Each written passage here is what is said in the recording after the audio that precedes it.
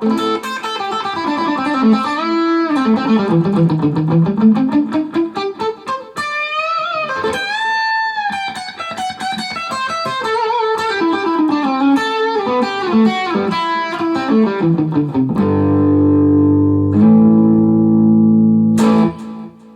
right off the bat, let's just get into vibratos, okay? So you have subtle vibratos which sound very cool.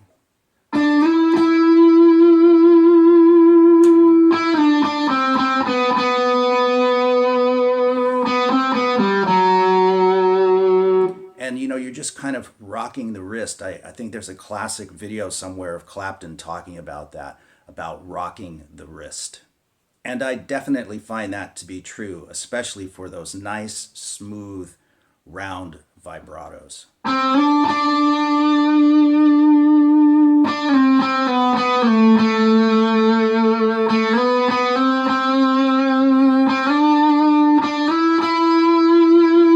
It's just a slight rocking of the wrist to pull the strings slightly sharp and slightly flat. And that's in itself is something worth mentioning, because when we do a vibrato on the guitar, we're really only pulling the note sharp and then back to its pitch. But with a slide, of course, you can go below it and above it, and you get that nice vocal quality. And you can do the same thing with the whammy bar. You just hold the string, and if you've got a nice touch with the whammy bar, you can get a very similar type of vibrato. So on guitar, we want to watch our natural vibratos, let's just call them that, very carefully, because you don't want to bend too far and make it sound kind of messy. I mean, if you want that effect, that's one thing, right? But you also want to be able to do quick vibratos without being too exaggerated.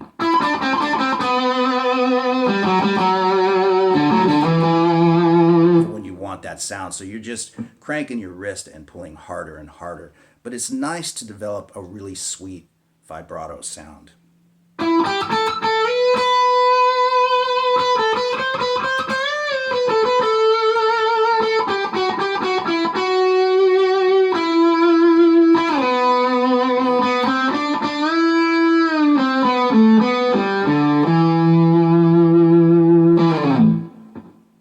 Now, when it comes to bends, that's just a whole study in and of itself.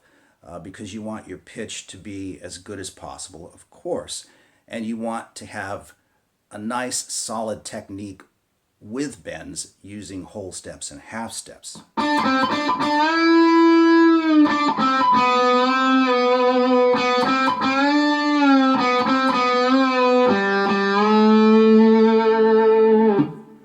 You know what I mean? So there was some whole step bends, and most of them were whole step bends, and that half step bend right there.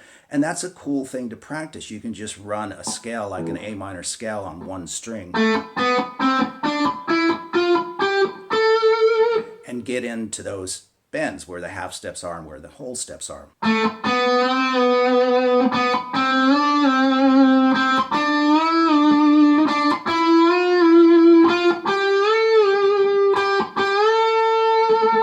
So you can see I did some pulls in both directions, pulling down toward my feet and pulling up, but understanding where those half steps and those whole steps are, because if you can get that really solid, things can sound pretty cool. And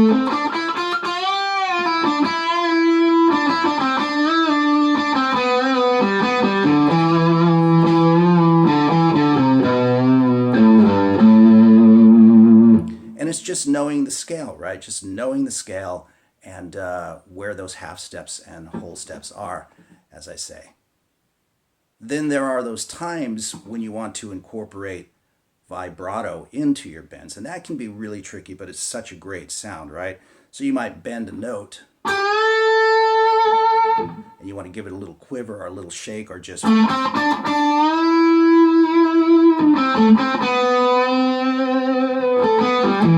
whatever kind of vibrato you choose to use. And that can be really tricky because you want to maintain the pitch of the string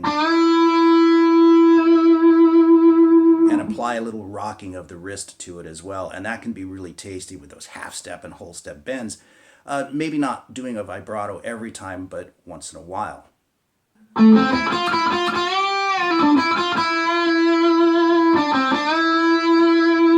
Kind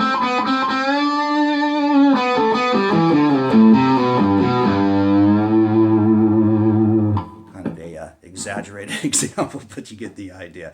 It can be a lot of fun. Vibrato in combination with bends can be a really cool, tricky thing to nail. So now slides can be really cool as well, especially in combination with bends, vibratos. You know, you just start bringing all these techniques together. So using that same A minor scale,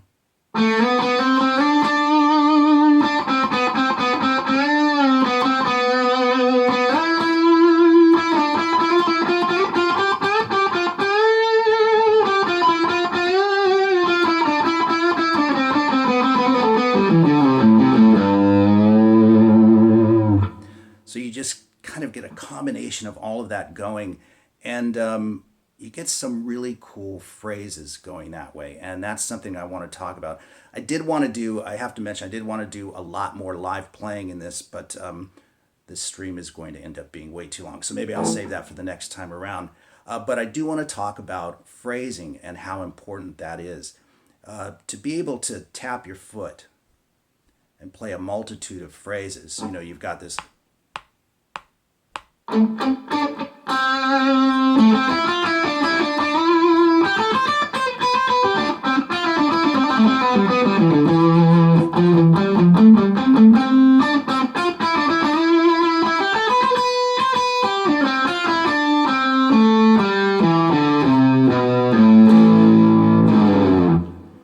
being able to play against the time like that, to keep your foot tapping with that quarter note in your head and play a wild array of phrases, triplets, quarter note triplets, eighth note triplets, 16th note passages, eighth note, half note, you know, just a variety of stuff is a really cool practice. So that's a great thing to do, is just get a metronome clicking away, get your foot going with it, and again, play a multitude of phrases.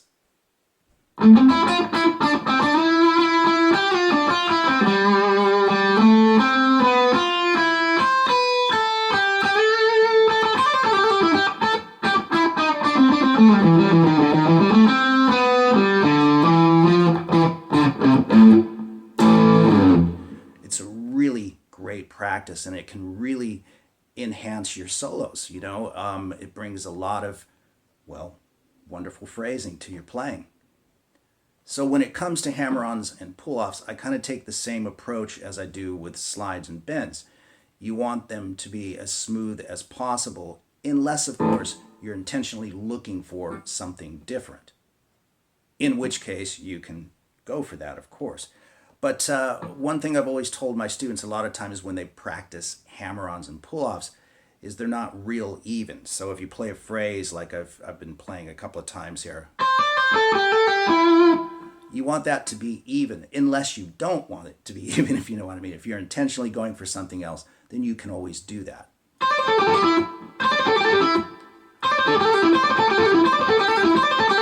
So the notes sound really nice and round. So if you were to traverse the fretboard, you'd want that nice, even sound.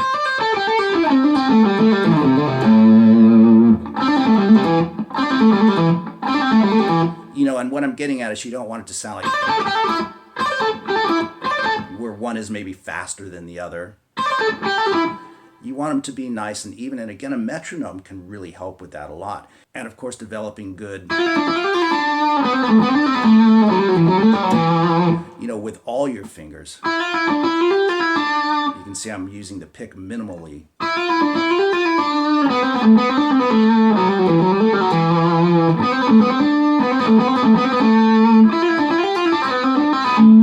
It's a good thing to practice. That wasn't very good.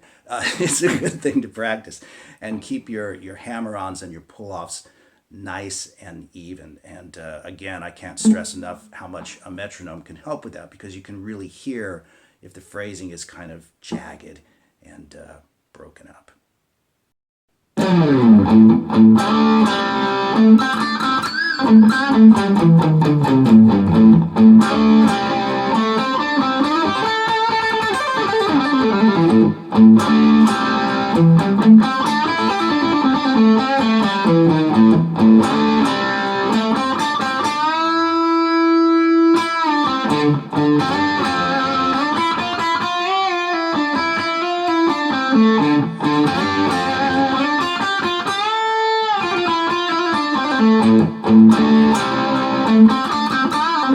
So,